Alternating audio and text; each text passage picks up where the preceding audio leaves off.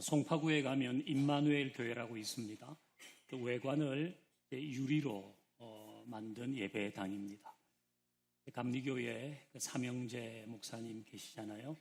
김선도, 김홍도, 김국도 그 삼형제 중에 김국도 목사님이 개척한 교회입니다. 지금은 원로 목사님이 되셨는데요. 김국도 목사님이 계실 때에 에피소드가 하나 있는데요. 그때는 매주일 예배가 마쳐질 때쯤에 안수 집사님들이 한 명씩 돌아가면서 나와서 구호를 외쳤습니다. 구호의 내용은 복음을 땅끝까지 전하자, 그런 의미로 오늘은 서울, 내일은 한국, 모레는 세계로, 이렇게 안수 집사님이 선창을 하면 모든 교우들이 따라서 했습니다. 오늘은 어디라고요? 서울. 오늘은 서울. 잘 기억하고 계셔야 돼요. 오늘은 우리가 사는 서울, 내일은 한국, 모레는 세계로. 이게 이제 구호인데요. 어느 날 안수 집사님이 한 분 나오셨어요. 이분이 많이 긴장을 하신 모양입니다. 오늘은 한국, 이렇게 시작을 해버렸어요. 서울부터 해야 되는데, 근데 이미 엎질러진 물이에요. 어쨌든 해야 되잖아요. 그래서 내일은 세계로, 모레는 우주로. 김국도 목사님이 매우 칭찬하셨다고 합니다.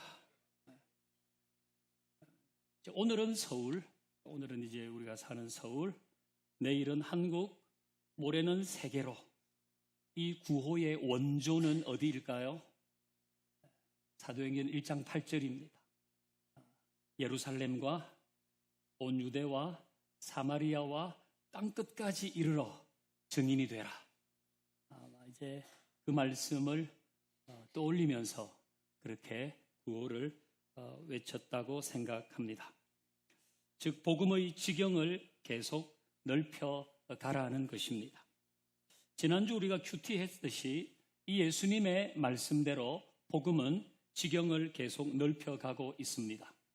스데반의 순교를 통해서 예루살렘 교회에 큰 박해가 있었고 그 박해로 흩어진 많은 신자들이 정말 유대와 사마리아와 땅 끝까지 가면서 복음을 전했습니다. 그런데 참 아이러니한 것은 복음이 예루살렘을 넘어 땅 끝까지 진행될 때에 이 복음의 전파를 방해하는 일, 즉 교회를 박해하는 일도 예루살렘을 넘어서 땅 끝까지 이르렀다는 것입니다. 복음이 전해질 때 방해하는 일이 어김없이 따라왔습니다. 우리가 아는 바와 같이 선한 일을 할 때는 장애물이 나타납니다. 선한 일이 그냥 되지 않습니다. 자녀를 키우는 것 얼마나 숭고한 일입니까? 그런데 자녀를 키우는 일도 마찬가지예요. 선한 일일수록 수고와 인내와 고비를 넘는 과정이 꼭 있습니다. 어떤 부모도 룰루랄라 이렇게 소풍 가듯이 자녀를 키우지 않습니다. 애를 쓰고 때로는 울기도 하고 고민을 하고 고비를 넘기면서 그렇게 자녀를 키웁니다. 아이와 씨름을 합니다. 자녀를 키우는데도 넘어야 할 장애물이 있어요. 그래서 부모는 수고와 인내로 이 일을 합니다. 숭고한 일이기 때문입니다. 복음을 전하는 일에도 장애물이 나타납니다. 선한 일이기 때문입니다. 이게 생명을 살리는 거잖아요. 우리는 행복으로의 초대에 예비 신자를 초청하려고 합니다. 장애물이 있습니까? 없습니까? 네, 장애물이 있습니다. 해본 분들은 장애물이 있다는 걸 알 겁니다. 손가락을 걸고 약속을 했는데 갑자기 바쁜 일이 생겼다 그럽니다. 이런저런 일들이 생깁니다. 그리고 복음을 전하는 나에게도 어려움이 생기기도 합니다. 얼마든지 일어날 수 있는 일입니다. 복음을 전하는 일에는 본래 이런 장애물이 나타납니다. 그러니 내가 전도하는데 왜 어려움이 생기지? 주님의 뜻이 아닌가? 주님의 뜻이라면 왜 장애물이 생기지? 이런 생각은 하지 마십시오. 본래 그런 겁니다.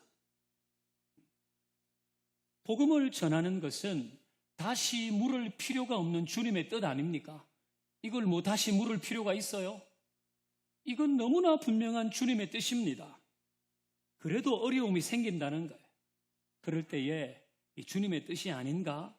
그러지 말고 복음을 전할 때 나타나는 어려운 일은 힘을 모아서 넘어야 할 산으로 여겨야 하는 것입니다.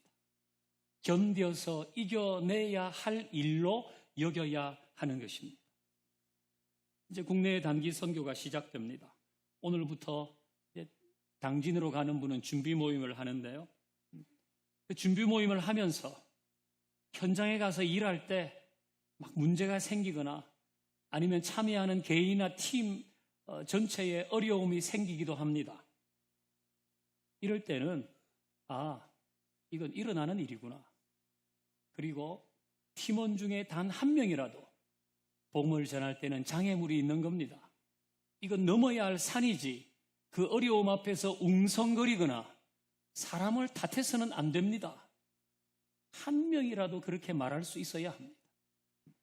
이건 복음을 전하는 일에 나타나는 장애이기 때문에 초대교회에도 복음 전파에 큰 장애물이 있었습니다. 오늘 본문에는 그 일의 선두에 선 사람이 나오죠.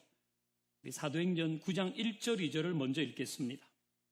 시작. 사울이 주의 제자들에 대하여 여전히 위협과 살기가 등등하여 대제사장에게 가서 다메섹 여러 회당에 가져갈 공문을 청하니 이는 만일 그 도를 따르는 사람을 만나면 남녀를 막론하고 결박하여 예루살렘으로 잡아오려 함이라. 아멘. 사울이라는 사람이 등장합니다. 이 사람은 지금 어디에 있습니까? 예루살렘에 있습니다. 어디까지 가려고 합니까? 다메섹으로 가려고 합니다. 자, 우리 지도를 한번 보십시다. PPT 한번 보여주세요. 여러분 보시면 제일 아래 이스라엘, 그 위에 요르단, 조금 더 위에 시리아, 레바논, 이제 요즘 지도인데요. 예루살렘은 여기입니다.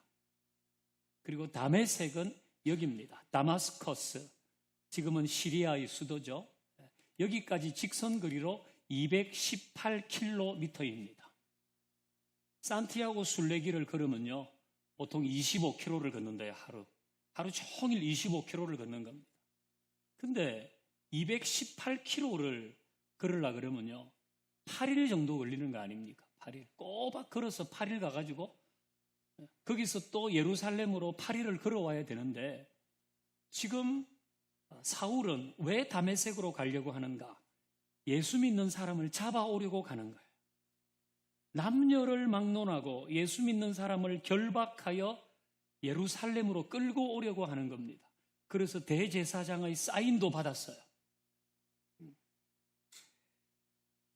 복음이 예루살렘을 넘어 유대를 넘어 사마리아를 넘어 다마스커스로 전해지자 교회를 박해하는 일도 유대를 넘어 사마리아를 넘어 다마스커스까지 이런 것입니다. 이런 사울의 모습은 매우 살기등등하다고 했습니다. 그는 목적지인 다메섹에 가까울수록 더 결의에 찼을 것입니다.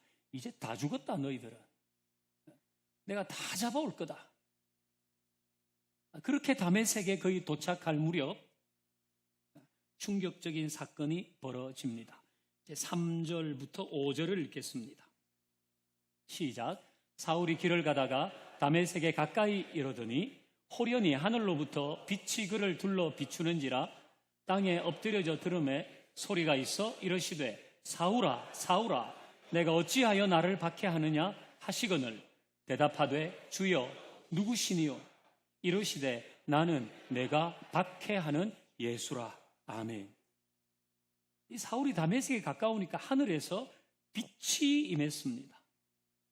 순간적으로 사울은 땅에 엎드려졌고 그때 하늘로부터 소리가 들렸죠.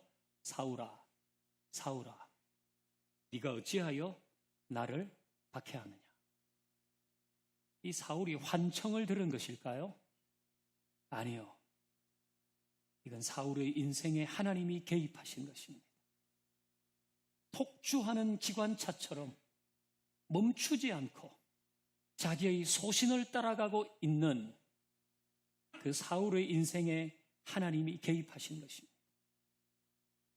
스데반이 죽어갈 때 그 스데반의 모습을 보면서 종교적인 감상주의라고 폄훼했던 그 사울의 인생에 하나님이 개입하시는 것입니다.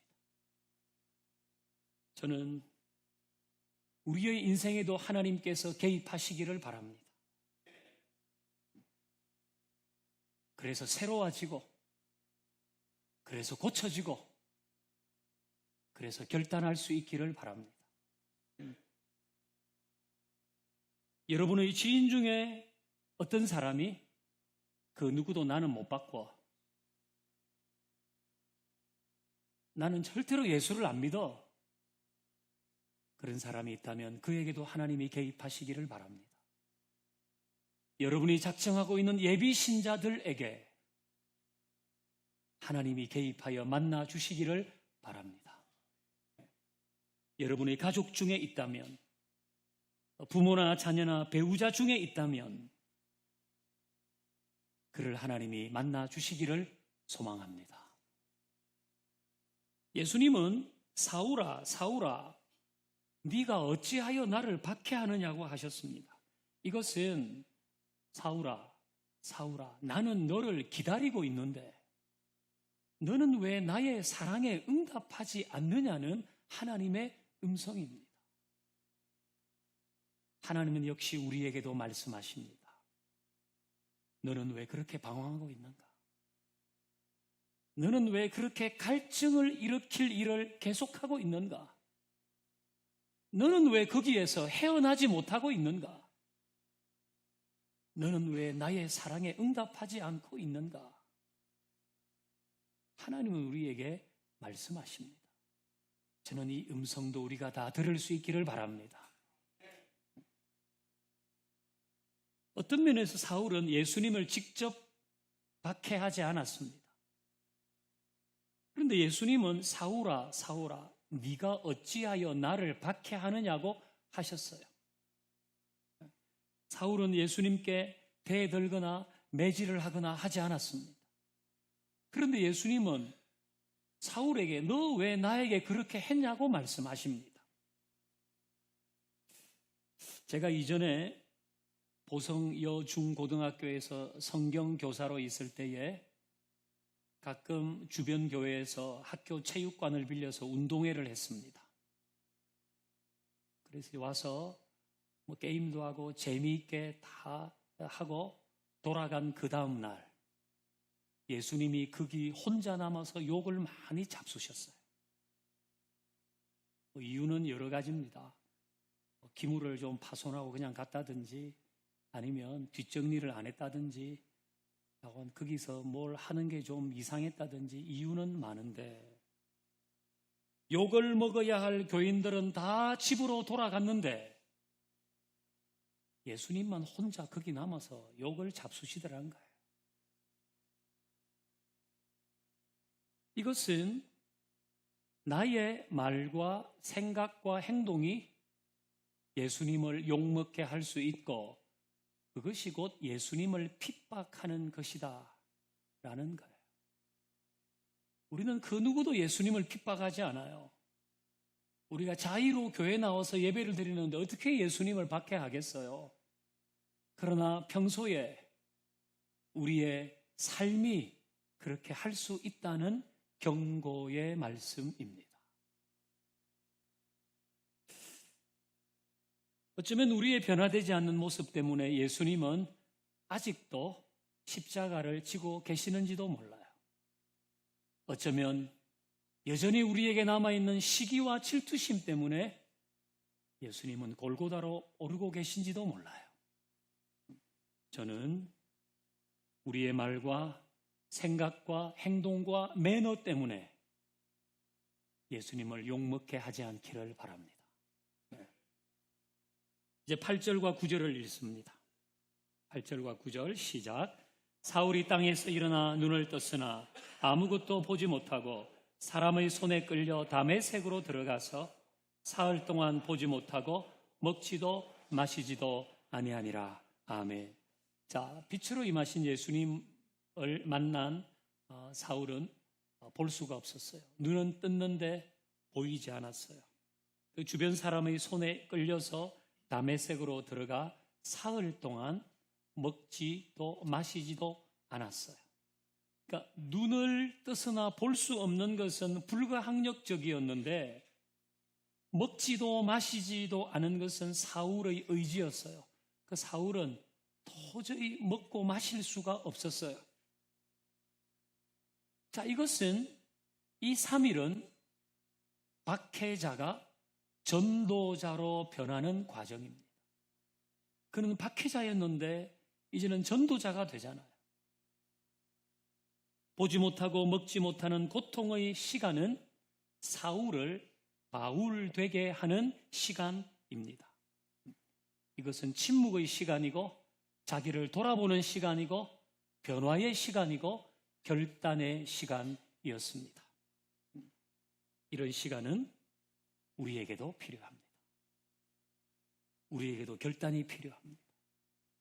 계속 머뭇거리지 말고 말씀에 비추어서 할 것은 하고 관둘 것은 관둬야 합니다. 계속 머뭇거리고 있어서는 안 됩니다. 우리에게도 결단이 필요한 것입니다. 신앙생활이 힘들다고 얘기할 때가 있습니다. 이유도 다양합니다. 그런데 그 중에 하나, 결단이 없어서 신앙생활이 힘들기도 합니다. 기마 자세가 뭔지 아시죠? 반 스쿼트 자세. 선 것도 아니고 앉은 것도 아닌 어정쩡한 자세입니다. 그렇게는 오래 있을 수 없잖아요. 힘이 들거든요. 마찬가지로 신앙생활도 어정쩡하게 하면 힘이 들어요. 이거 하는 것도 아니고 안 하는 것도 아니고 어중간하게 있으면 신앙생활이 무척 힘이 들어요. 그러니까 결단을 해야 돼요. 서든지 앉든지 뭔가를 해야 하는 것입니다. 계속 머뭇거리면서 있어서는 안 되는 거죠. 자기를 돌아보는 시간도 가져야 될 것입니다. 바울은 3일 동안 먹을 수가 없었어요. 이게 넘어가지가 않아요. 왜 그랬을까요? 자기를 보았기 때문입니다. 지난 시간에 자기를 보았어요. 남녀를 무자비하게 박해하던 모습. 스데반이 성령 충만하여 순교할 때에 스데반의 죽음은 당연한 것이라고 증인으로 거기에 있었던 모습. 지난날의 자신을 보게 된 것입니다. 부끄러웠습니다. 도저히 음식이 넘어가지 않았습니다. 그러나 그건 직면해야 하는 시간입니다. 우리가 묶여있는 과거의 끈을 풀고 앞으로 가려면 직면해야 합니다. 하나님 앞에서 나의 부끄러운 지난 시간들도 직면해야 합니다. 그리고 하나님 앞에서 나의 죄된 모습도 직면해야 합니다. 그래야지 소망이 있는 겁니다. 그래야지 전진할 수가 있는 것입니다. 저는 저와 여러분에게 이런 결단과 자기 성찰의 시간이 있기를 주의 이름으로 축원합니다. 이제 우리 10절을 같이 읽어봅니다. 10절 시작. 그때에 다메섹에 아나니아라는 제자가 있더니 주께서 환상 중에 불러 이르시되 아나니아야 하시거늘 대답하되 주여 내가 여기 있나이다 하니 아멘. 자, 아나니아라는 사람이 나옵니다. 이 아나니아는 사울을 위해 하나님이 준비한 사람입니다. 그러니까 지금 해석이 필요한 거예요. 사울에게는 왜 그렇게 갑자기 빛이 임했고 예수님께서 나타나셔서 너 왜 나를 핍박하느냐 그렇게 말씀하셨고 자기는 3일 동안 보지 못했는지 여기에 대한 해석이 있어야 하는 거예요. 그 해석을 아나니아가 해줍니다. 이제 당신은 박해자에서 하나님이 전도자로 사용하시려고 한다. 아나니아가 해석을 해줬어요. 아나니아는 두려워했습니다. 어색해했는데 그를 꼭 안아준 사람이 사울입니다. 그리고 사울이 다시 눈뜰 수 있게 기도한 사람도 아나니아입니다. 그에게 세례를 준 사람도 아나니아입니다. 사울이 기력을 회복할 수 있도록 도운 사람도 아나니아입니다. 아나니아는 사울을 위해 하나님이 준비하신 천사였습니다. 하나님은 우리에게도 아나니아를 만나게 하시는 분인 줄 믿습니다. 하나님은 우리를 무턱대고 몰아가시는 분이 아닙니다. 하나님은 준비하시는 분이십니다. 여러분이 하나님을 신뢰하고 하나님의 부르심에 순종한다면 언제 어떤 경우든 하나님은 여러분의 아나니아를 만나게 하실 것입니다. 자, 이렇게 사울은 다메섹에서 예수님을 만나게 되는데요. 이제 오랜 시간이 지난 후에 이 일을 회고합니다. 자신이 그때의 다메섹에서 예수님을 만났던 일을 회고하는데요. 여기 이제 에베소서 1장 4절에 있습니다. 우리 같이 읽어보십시다. 시작. 곧 창세전에 그리스도 안에서 우리를 택하사. 아멘. 바울은 자기가 다메섹에서 예수님을 만났지만은 그러나 주님은 창세전에 벌써 자기를 택하셨다는 것입니다. 자기가 박해자로 살고 있을 때에 주님은 자신을 택하여 주셨다는 것입니다. 이것은 자기가 박해자로 살았던 그 시간까지도 하나님의 섭리 안에 있었고 그 시간도 하나님은 사용하실 것이라는 고백입니다. 다르게 말하면 예수님을 만나고 보니까 지나온 시간이 해석이 되더라는 것입니다. 내가 왜 그런 집에 시집을 갔는지, 왜 그 사람이 나의 아버지였는지, 왜 나는 그런 사람과 함께 결혼 생활을 시작해야 했었는지, 왜 그때 내 몸이 아팠는지, 왜 그때 내 삶이 그렇게 힘이 들었는지, 믿음은 사건을 해석하는 힘이 있습니다. 은혜는 사건을 해석하는 힘이 있는 것입니다. 사울은 자신은 박해자로 살았던 그 부끄러운 모습이 있었지만은 그러나 자신을 향한 하나님의 섭리가 있었다는 것을 깨닫는 것입니다. 인생에는 이런 시간이 있어야 합니다. 그래야 우리는 삶의 무게에 무너지지 않습니다. 아, 의미가 있었구나. 거기에 하나님의 섭리가 있었구나. 이것을 알게 될 수 있기를 바랍니다. 이런 하나님의 은혜가 우리에게 있어야 우리는 또 내일을 살아갈 수 있는 것입니다. 오늘 설교의 제목은 주님께 반한 걸음이 주를 향한 걸음으로입니다.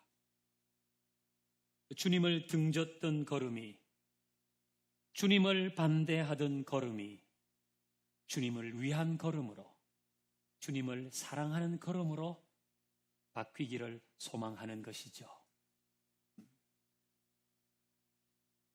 사울의 죽게 반한 걸음은 하나님의 개입으로 주를 향한 걸음으로 바뀌었습니다.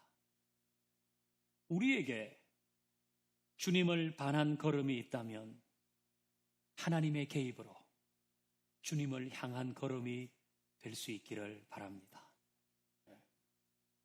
우리가 작정한 예비 신자들 중에 주님을 반한 걸음을 걷는 사람이 있다면 그 사람의 걸음도 주님을 향한 걸음 되기를 바랍니다.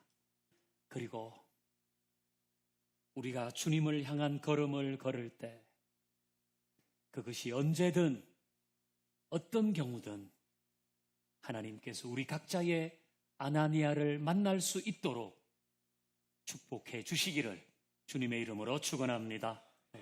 함께 찬양하십시다.